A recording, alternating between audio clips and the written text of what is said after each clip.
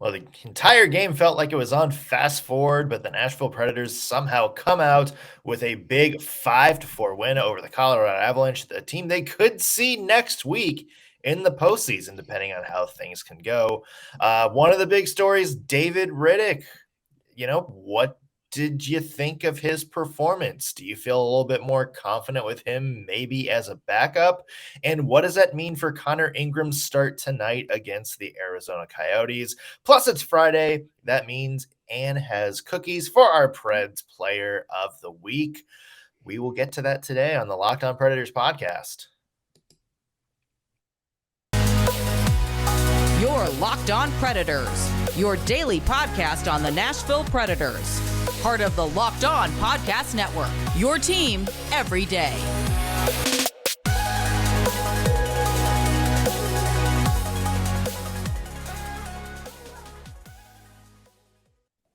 Thank you for making Locked On Predators your first listen of the day. I'm Nick Morgan. I'm a writer and editor at ontheforecheck.com, and I have a partner in crime. You do. I am Ann Kimmel. I'm a writer at ontheforecheck.com. Well, the good news last night, Ann, no matter how the game turned out, nothing the Predators did would wind up being the stupidest thing in Nashville sports over the past 24 hours or so. Oh, it was brutal last night between the tension of the Predators game and then what the heck with AJ Brown? Yeah, you finally you haven't had a good number one receiver since Derek Mason. You finally get a guy who's maybe was one of the top 5-6 receivers in the entire league last year. Yes. And then, it's like not even starting to negotiate. It's just he wants too much. Let's let him go. Oh, y'all pay the man. Pay the man. This is, and somebody mentioned it's like the curse of Philadelphia sports lives on in Nashville. We had the Shea Weber. It all started with the Shea Weber negotiation, the restricted free agent deal, and it's been all downhill with Philadelphia ever since. Yeah, nice. Our friend Tyler Rowland over at Locked On Titans, I'm sure, is having a field day with content this morning because of that. Bless his heart. I mean, what do you even? So bad. So bad. It's like they don't want it. They don't want it. Yeah. Well, luckily we had something to cheer us up. The Predators beat the Colorado Avalanche. It's been a long 24 hours, people. It's been a long, entire week. Yes. The Preds beat them 5-4 in a shootout, a back and forth game all night. A game that actually started pretty bad for the Predators, but actually got better as the game went on. And then Matt Duchene. Of course, it's Matt Duchene against the Avalanche. Come on. Gets the shootout winner. And what's your one word to describe the game?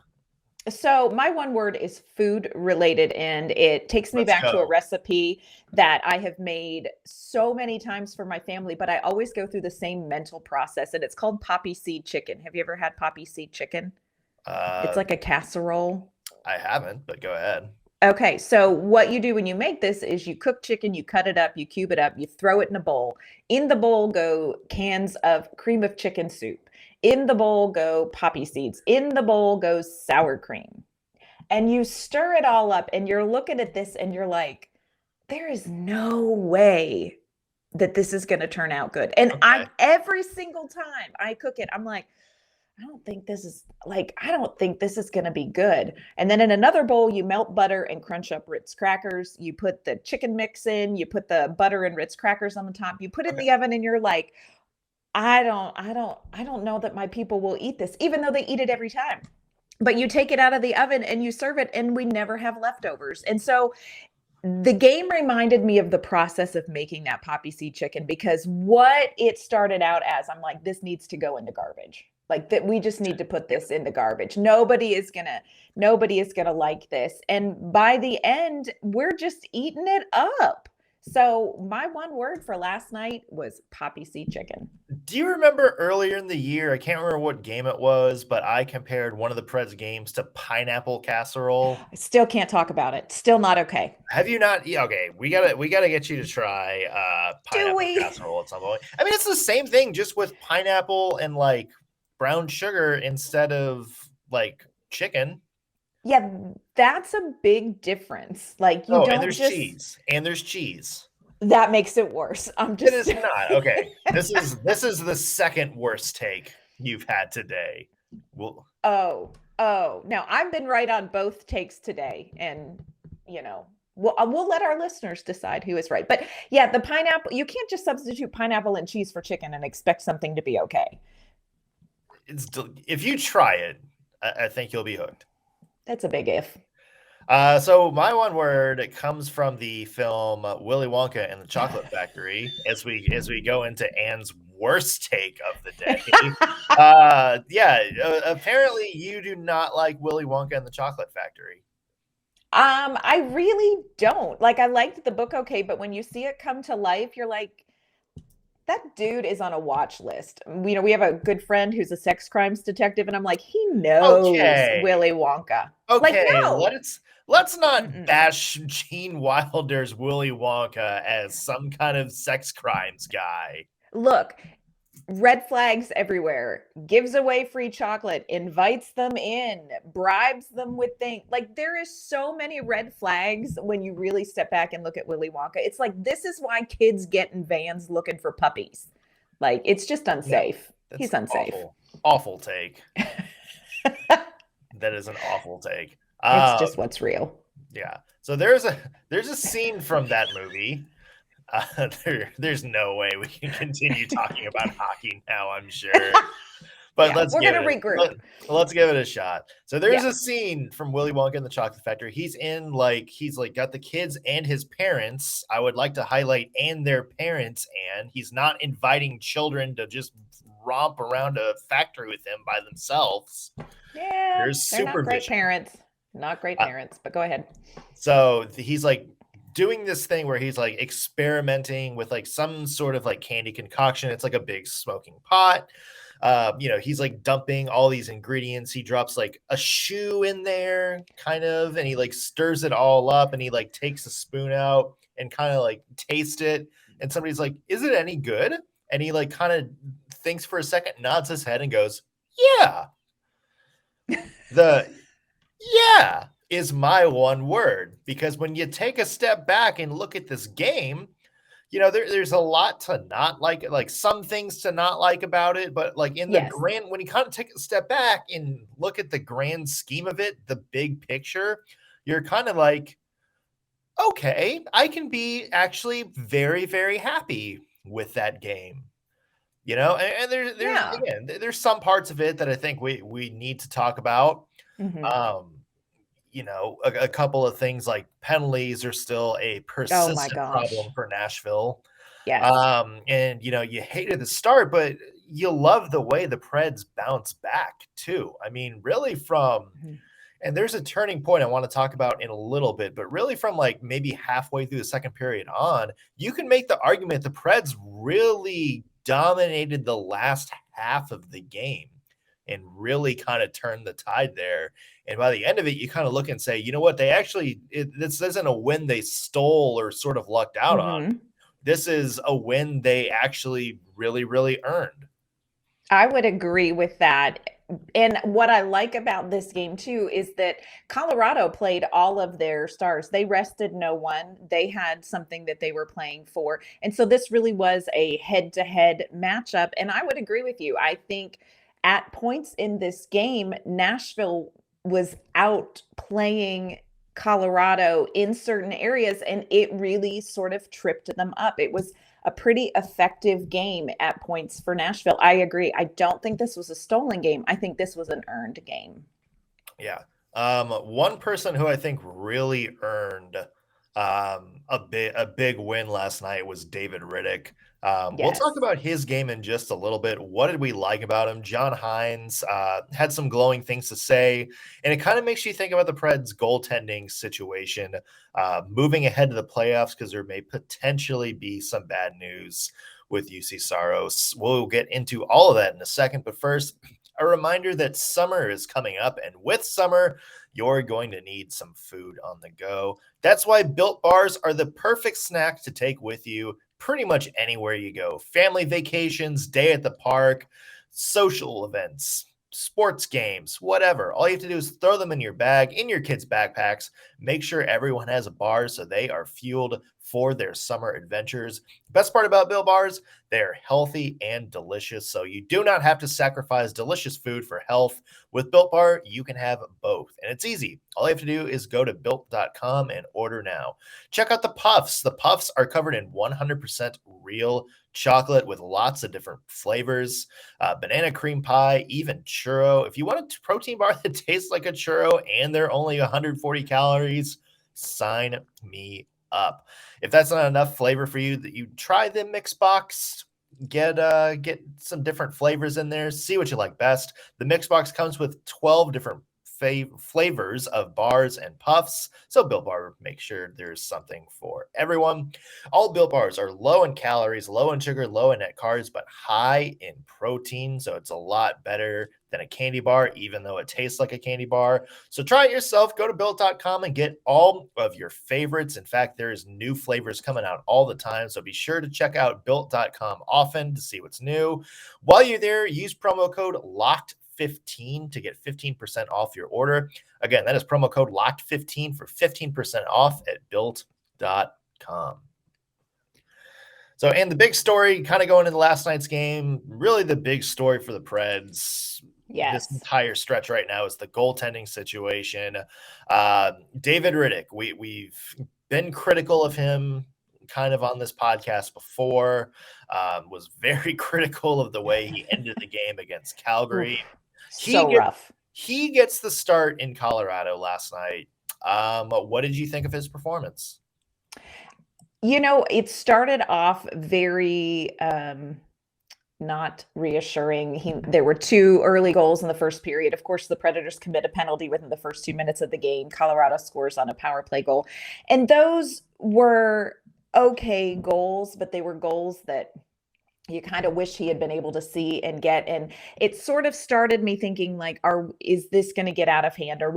Is he not going to be able to be, is it confidence? Is it he's not seeing the game well? Is it he's rusty? But I really feel like Rittich settled in and he had a lot to overcome. He had the early goals, the one goal that like literally dropped from the rafters. I still don't quite understand what happened, but kind of dropped and went right down his back. Kind of looked like it got caught in a jersey somewhere almost. Yeah. And just trickled down.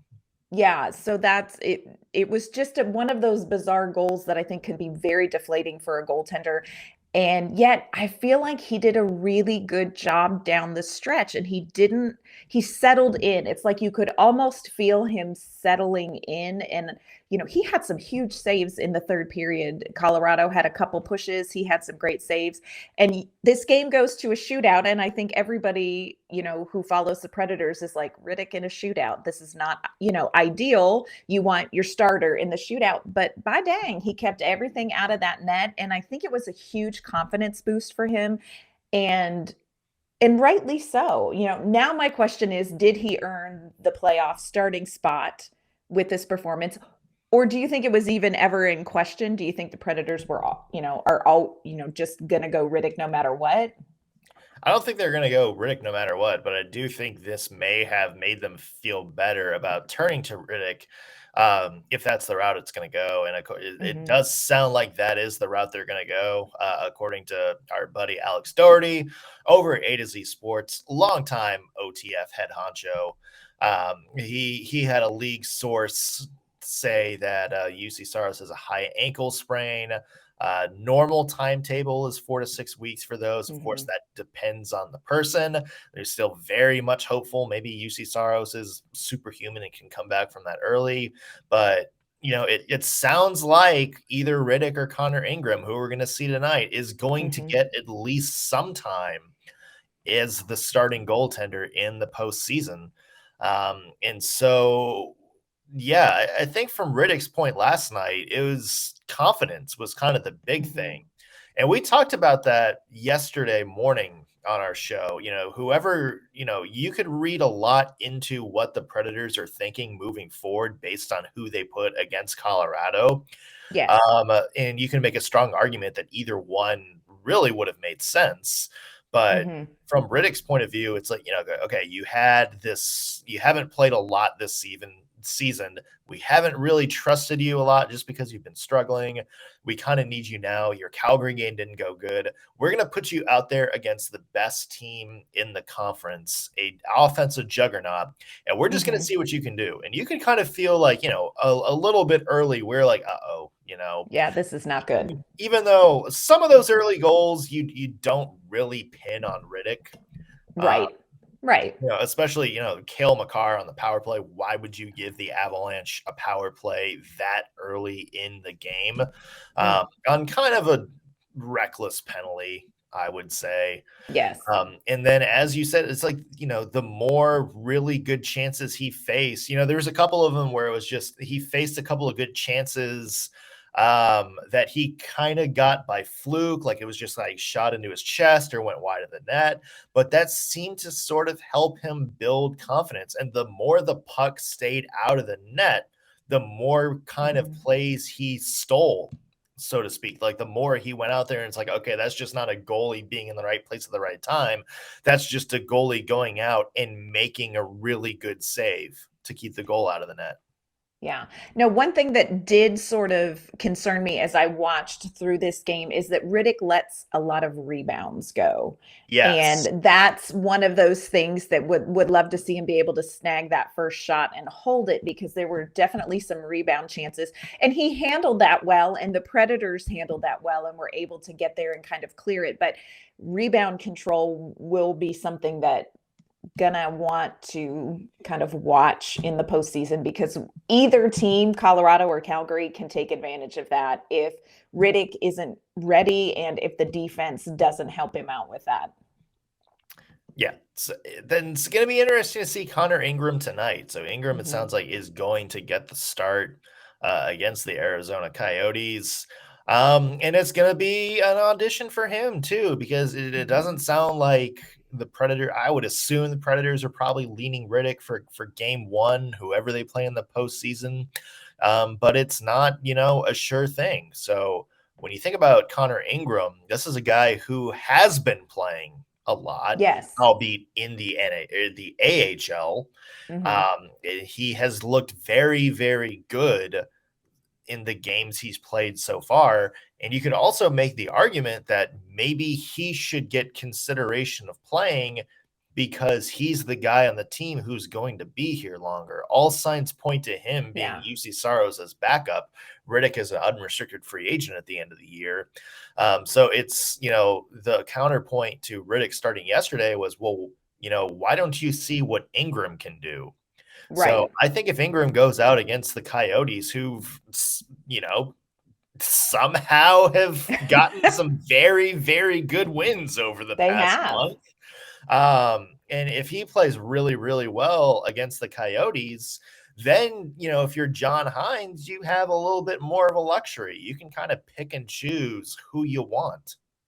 And I think in the situation the Predators are looking at, if Saros is out 4 to 6 weeks, if he's out for this first series, you have to wonder, is David Rittich ready to play a full series? He really has not had a lot of ice time. And so I think the Predators really want to see something from Ingram tonight, some reassurance that they will be able to have two goaltenders available for the first series, because Rittich hasn't, he just has not been on the ice that much. So tonight is important for Ingram on a number of levels, but I think tonight is very important for the Predators, because I'm not sure this team feels like Rittich is going to be the guy in every game as long as they're in the playoffs. So big night tonight for Connor Ingram in net. Yeah, so I'm very interested to see how that goes. Still a couple of things from last night's game that I want to talk about. Roman Jossi's highlight reel goal. How crazy was that? Plus more history for a couple of Preds. I love it. But first, want to let you know that this episode's brought to you by our friends at Bet Online. BetOnline.net is your number one source for all your betting stats and sports information. You can find all of the latest sports developments, league reviews, and news, including the basketball playoffs and Major League Baseball. BetOnline is your continued source for all your sports wagering information, from live betting to playoffs, esports, and more. Head to their website today or use your mobile device to learn more about the trends and action. Bet Online, where the game starts. So, Anna, what point do you think this rash of penalties, Oh my gosh. do you think it's ever going to be addressed by John Hines? Because it really, and correct me if I'm wrong here, it just seems like when anybody, like be it a reporter, a national media, anybody brings up penalties, it's kind of dismissed or like Yeah, he's downplayed a little bit. Like John Hines is like we've heard him. He is so open. Like he is one of the most like refreshingly candid coaches I think the Predators have had. yeah. And really one of the most candid coaches in the entire NHL, I would say. He's a straight shooter. He does not half step, as our good friend Charlie Saunier likes to say. Yes. But it seems like whenever anybody asks him about penalties, you know, we get back to kind of the old hockey guy coach speak, you know, the say something but not really say anything kind of thing. Yeah. Well, when you're in game 81 of an 82 game season and you commit 6 penalties and they are all relatively dumb, like high sticking, hooking, holding. Two really bad roughing calls too. I Like mean, two avoidable roughing calls.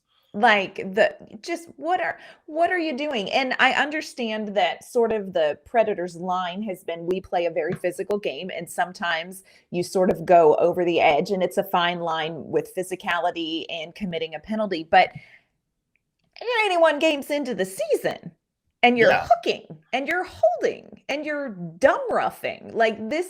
The penalties that we saw last night were not necessarily penalties that I think are because this team plays a physical game. And I'm not real sure a lot of the penalties we've seen lately are those kind of penalties. 6 penalties last night. It's baffling to me. Yay that the Predators are able to overcome a bad habit like that and win a game in a shootout, but your luck's going to run out. And I know we're 81 games into an 82 game season, but stop doing the dumb penalties. Like that's a concerning discipline thing for me. Yeah. And I think when you let's take the 2 roughing calls out of it, the Colton Sissons one and the Mikael Granlund one, because I think they're dumb and we know they're dumb. Right. I think the concern is, a lot of the stick penalties, and like the Matt Benning hold, like right basically in the early throngs of the game, the trips, the slashes, the stuff like that. I know, the company line has kind of been, we play on the edge, sometimes we're going to take those calls, but we're not going to really change who they are. To me, that's like, you're doing that because you're getting beat, Yes. You can't slow down Nicolas Aubel-Kubé of all people. And so you have to hold him to get a handle on him. That to me, I think is a bigger concern. And it's just like bad discipline too. And I know that, the Preds mindset is kind of YOLO. We're going to be aggressive. Sometimes we're going to get penalized and it's going to be up to us to kind of dig ourselves out of that.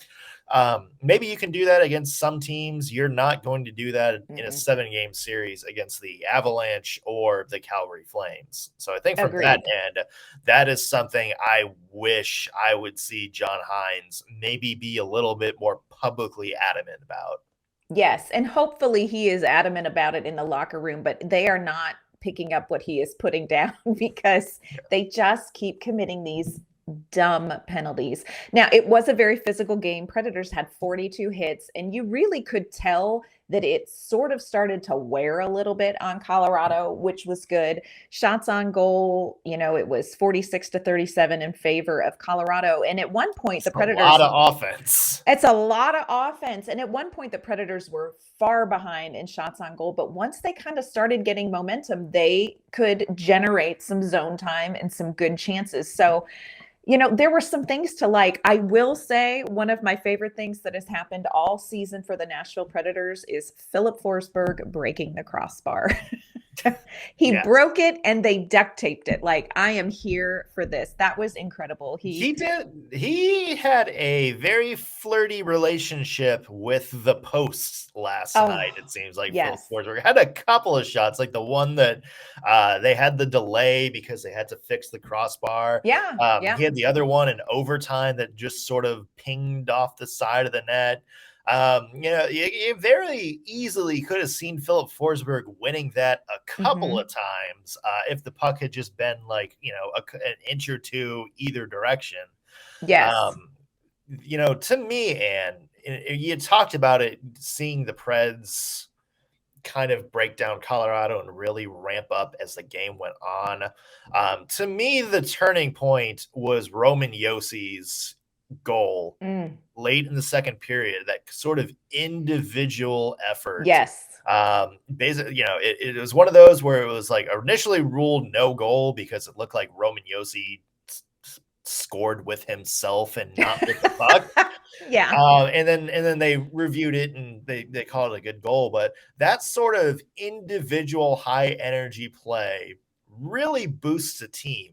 And when you kind of look at where the Preds were in the game beforehand, they were down 3-1 in the first, battled back, I think, had a really good start to the second period to make it 3-2. Colorado scored right after that. And it looked like that fourth Colorado goal kind of sucked the wind out of the sails a little bit. Yes.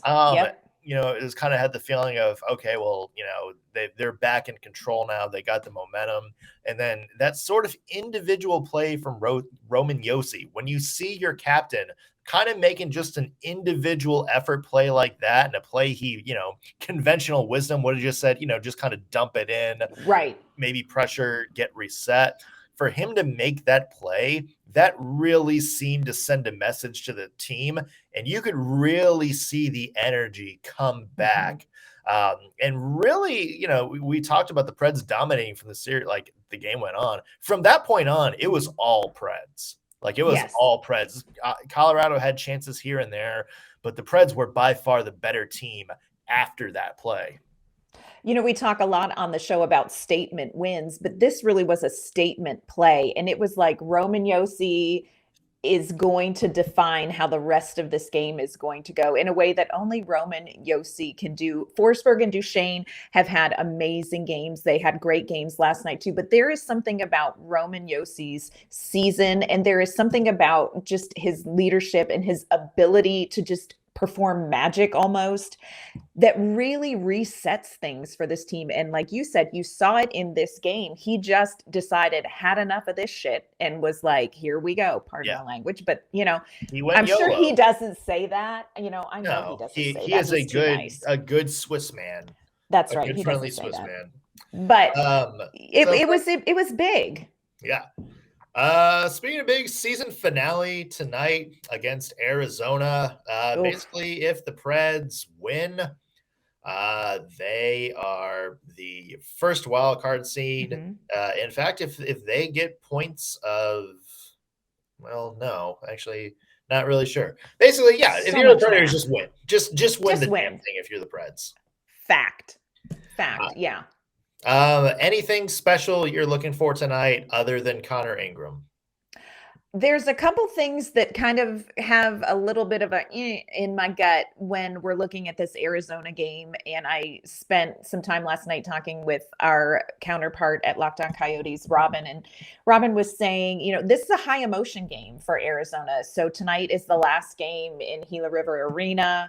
This is the last game. They have there's big feelings about that on a number of levels, as Robin shared. But Arizona has a ton of, unrestricted free agents. This team is not going to look the same start of next season. And, This is a team that's played spoiler this week. I mean, you look at it, they took St. Louis to overtime. They beat Minnesota 5-3. They beat Dallas, thank you, on Wednesday in overtime. So they're okay with kind of screwing with things. Like, they're here for the chaos. And I think Nashville has to be ready for that. This is not a coast game. This is not oh, thank goodness we got through Colorado. We just have to crank this one out. No, the Predators have got to come out. And this is a good chance to play a game where you don't commit dumb penalties. This is a good chance to play a game where you're defensively responsible. Like, let this be a game that sets the tone for how the team will perform in the postseason. So I'm looking for that. I'm looking for postseason level game by the Nashville Predators. And of course, watching for Connor Ingram in net as well.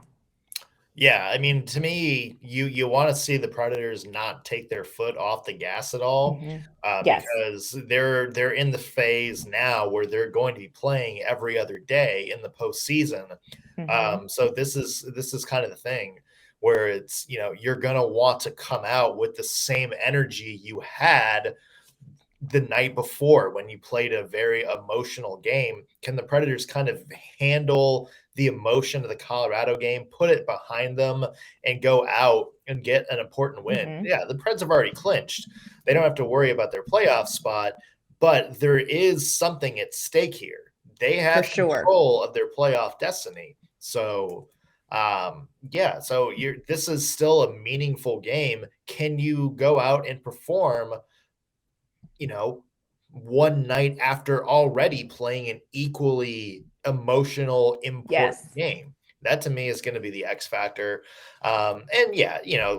Arizona, I'm sure there's going to be a lot of uncertainty after this season. You mentioned the Coyotes have a lot of unrestricted free agents. They also have kind of a lot of young guys in the lineup. A lot of people are going to be playing for spots. A lot of people are going to be wanting to prove that they're part of this rebuild moving forward. So there's a lot of stuff at stake for them as well. So yeah, this is a game the Predators are definitely going to want to be on their toes. Yeah, this is not a nothing game. So for both teams, so the Predators are going to have to come out and execute really well. Yeah, so we'll have to see. That is going to be an important game tonight. Of course, on Monday, the regular season will be over, and we'll have playoff hockey to discuss. So don't miss Monday's show. Got a couple of things in store. We'll, of course, have some crossover episodes with whoever the Predators play, our counterpoints there. It's going to be a very interesting weekend for sure for the Nashville Predators. So be sure you're back here Monday to catch up with all of the action. In the meantime, Anne, where can people find your work online? You can find my work at ontheforecheck.com, and you can find me on Twitter at ANK_Mama on Ice. I'm Nick Morgan. You can find me at ontheforecheck.com. Also, be sure to follow the podcast on Twitter at LO_Predators. And if you're watching this on YouTube, be sure to drop a like on the video and comment. Let us know what you thought of the episode today. Whether you would like to see Rittich or Connor Ingram in the playoffs, or if you just have a random topic you want us to discuss down the road, or if you agree with me and think Willy Wonka and the Chocolate Factory is an absolute gem. Either way, just drop us a comment. That's going to do it for us today on the Locked On Predators podcast. We really need to get out of this show as soon as wrap this up. Thank you, everybody, for making us your first listen of the day. Go check out the Locked On NHL channel for all the rest of our great shows. Have a good weekend, everybody. We'll see ya.